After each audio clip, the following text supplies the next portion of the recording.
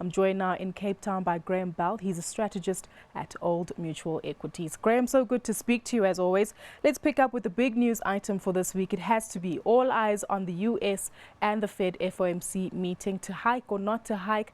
Many people actually expecting that we'll hear the P word being used again, being patience. Hi there, Gugu. Yes, we're in June now, so June was a month that a lot of people were focusing on a few months back for the first Fed hike, but that started to drift off when very weak data came out from the US during the first quarter, and Yellen and other members of the Fed board came out and indicated that for the time being it was unlikely that a hike would take place. Most recently we've seen some pretty strong data coming through in the US, retail sales, the housing data, and all the way through this period jobs numbers have been pretty good, especially unemployment claims, initial claims. So it's not likely that they're going to hike this time, but the guidance for the first hike is likely to become a little bit more strident, and the language that they use will probably lead people to expect the first hike to come through in September.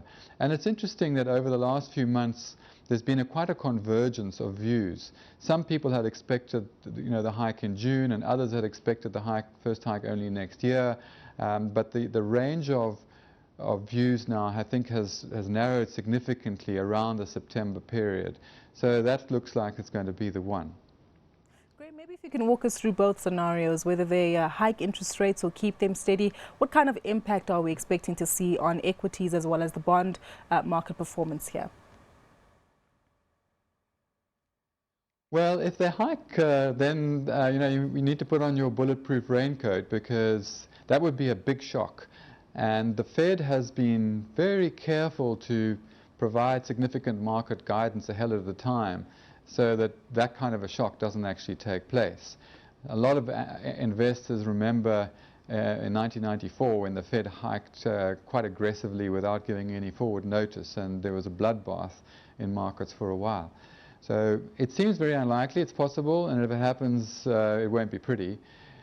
If the language indicates that the most likely move is in September, I think that markets are going to stay pretty volatile. We've been expecting the volatility all the way through, because this is going to be the first hike in the Fed funds rate since 2006.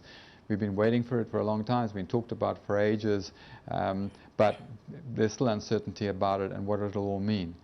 My own view is that they won't hike this month, and when they do hike in September, they're going to give guidance pointing to a very slow rate of ascent and an extreme degree of caution. And remember, as I've said many times on the show, rates will still be extremely low. So I think we'll get through the volatility, and the market actually looks a little bit oversold at the moment, particularly South African equities. So if it's a reasonably relaxed comment today, then I think we could actually even see a short-term rally.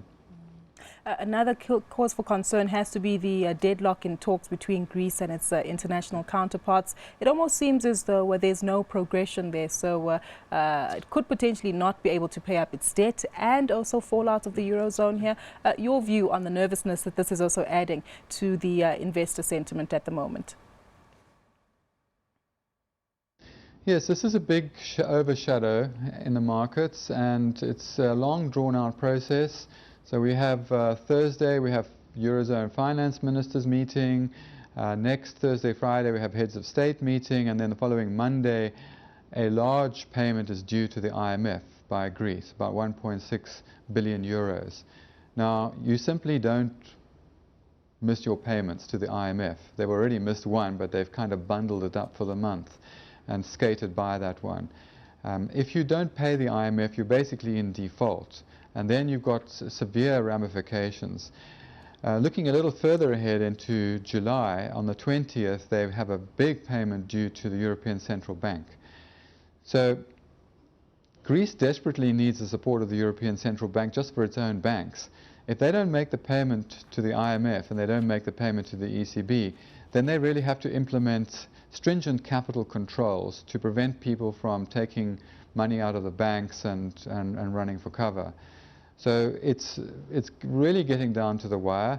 As I mentioned, the Eurozone heads of state meet next week, at the end of next week, and that really is the last time for any kind of political deal to take place. But then it could run for a while, in the sense that they may default to the IMF, they may implement capital controls, but then they might still come around to their senses and decide that they want to stay in the Eurozone, which the bulk of the population still wants to do, and find a way of meeting their obligations. So it could still happen, but in the process, already we've seen a lot of volatility and concern. Markets in Europe in particular have pulled back and bond yields have been rising, and we're likely to see more of that over the next few weeks until this issue is resolved. Graham, it will be interesting to see how all of this unfolds for the duration of the week, but always great speaking to you, and thank you so much for your insightful analysis today.